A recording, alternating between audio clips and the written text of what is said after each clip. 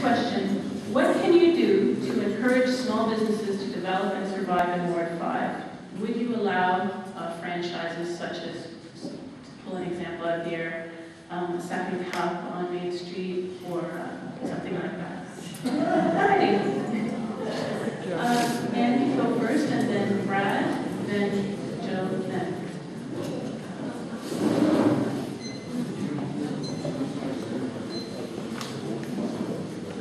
Well, I just happen to be a small business owner on Main Street in Newmarket, and I've been here for 26 years.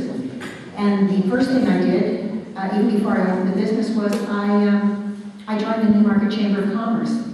And what a wonderful, wonderful thing that is for any small business to do. And I would encourage any small business or any business in town, if they're not already a member, to join the Newmarket Chamber of Commerce. They put on seminars and all sorts of things. And we're so busy running our businesses that we don't get a chance to meet other business owners. But as a byproduct of being a member of the chamber, you get to meet and join the support group of the other merchants in the town. You get great ideas, and it's just terrific. I'm a past president of the Chamber of Commerce. I served in every position on the board, and I certainly couldn't say enough about the chamber. It's terrific. Small business on Main Street is going to have a rough time. It's having a rough time now. As I mentioned before, I have 3 empty stores in the block that I'm in alone. And one of the main things small business owners need downtown is they need a favorable business climate. Now we're in a recession. I've survived 2 recessions down there. It just makes you a little tougher and a little smarter and a little wiser. But I don't think we're getting the investment on Main Street because people are concerned about the parking. And it all seems to come back to that, and it's a shame, really, because we seem to have everything else in place, but that's the one thing that we're short of. So, other small businesses on Main Street, what can I say? We have a lot of hairdressers on Main Street lately, that's for sure. In case you haven't noticed. We'll all be well off anyway. But I notice people laughing when I mention the shortage of parking on Main Street. I don't think it's funny. I think it's a real concern.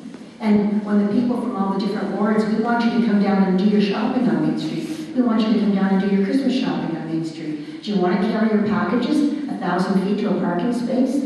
How many times are you going to come back if you can't find a place to park? I'm afraid you're not going to come back and you're going shopping on the box stores on Main Street, on Young Street. Or you're going to slip down Bayview where they've got acres of parking down there. How can we compete with them? It's very difficult to compete. So I don't think it's a joke. I think it's a serious issue, and I think we need to find some solutions for it personally. Ward 5, founded by Davis, Prospect, Newlock, and Young. We have businesses on every perimeter of Ward 5, and we're very vibrant, important ward. We're the only ward that touches on every other ward, and that makes us extremely unique. We're where it all began, at the foot of Main Street in Ward 5. Well, I'd like to keep very interesting points that have been brought up about keeping business in Newmarket, which is the essential of any growing economy. We must keep the small businesses in downtown Newmarket. As Liz' earlier question was, would you promote big box stores such as a Second Cup and into downtown Newmarket? My answer to that is no. I think we should keep the mom-and-pop store right in Newmarket, let everybody have that feel. Because you can go out to the outer regions of Green Lane, out in Willowberry, further and beyond, to visit your favorite big box store, whether it be a coffee shop, whether it be a Walmart, whether it be a Sears or any kind of big conglomerate store. But to keep Newmarket the way it is in historical value, we like to think everybody has their own shop there. They can go to their own shop, they can go for their morning coffee, they can shop for their very unique gift that they like, that they can find in downtown Newmarket in the local merchants that they can't find at a big box store. So I'm all for keeping the business right in downtown Newmarket with the small orders. But we do have a problem too with vacancy rates going on, and as Anne touched on the subject of parking, it's going to be a very essential issue brought up in the next election.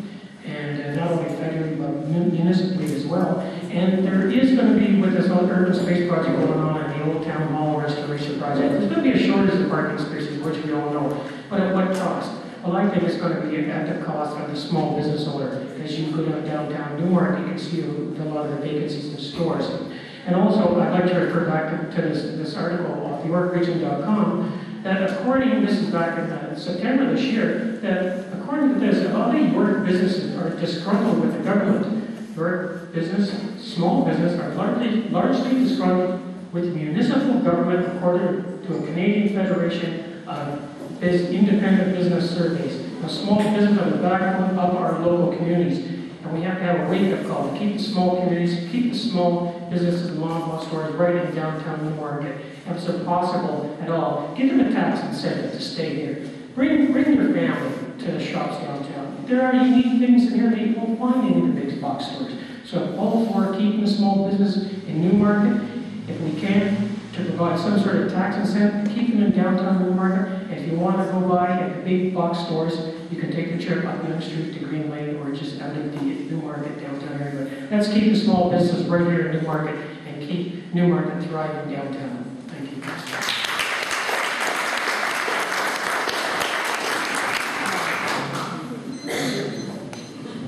First of all, I just want to clarify a couple of things. Before COSP, the Community Urban Space Project, between P1, which is the parking lot behind south of Timothy Street, north of water, P2, which was the parking lot by the Old Deer Arena, and P3, which is the parking lot that goes north of the community center to the tennis courts. Prior to COSP, there were in total 403 parking spots. After COSP, excluding the Ferry Lake, 10 or 15 parking spots at Ferry Lake were sold on 10. After COSP, within P1, P2, and P3, there will be 417 spots. So there will be an additional 14 spots that weren't there before we even envisioned COSP. So I think I want to take my hat off.